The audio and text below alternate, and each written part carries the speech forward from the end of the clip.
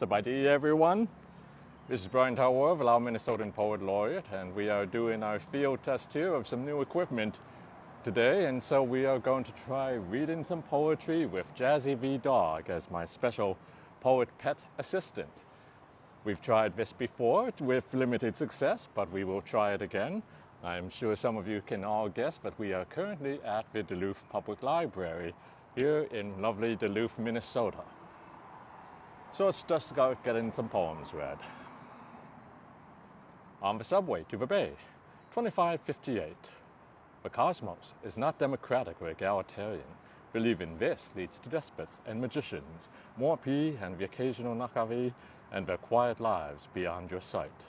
Somewhere, a robot plots revolt, for love, perhaps, a 1, a 0. Payanak goes to the west. I have known eons among celestials the way you have known a second. I have stretched from the rains of Draco to the banks of a dreaming Mekong.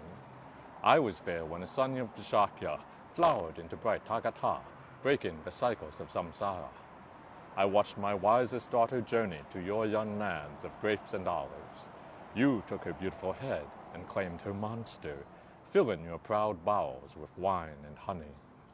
In the primeval eyries of sacred Himapon, feathered Kinili devote their lives to song and dance, celebrating the beauty of the timeless and the finite, celebrating what might soar and what might remember, what might love and what might wonder. On your modest sea, you plug your ignorant ears, proclaiming them foul screechers reeking of carrion. Arriving on your shores to address these matters, you scream in terror, summoning saints and swords, dismissing me, some rankless worm of fetid breath. Back home, the king of Akilin rolls his sagacious eyes as you dream of your pale virgins and bestial unicorns. I would teach you of eternity and the laughter of karma, but you'd likely mistake it for some horrid inferno. Arachne's daughter. One morning, walking into my backyard, a thin strand of spider silk tangles my legs with a quiet snap. Its frustrated offer glares from a high corner nearby. Shall I pity her folly or praise her ambition? I return inside to my cup of coffee and an unfinished love poem not worth mention.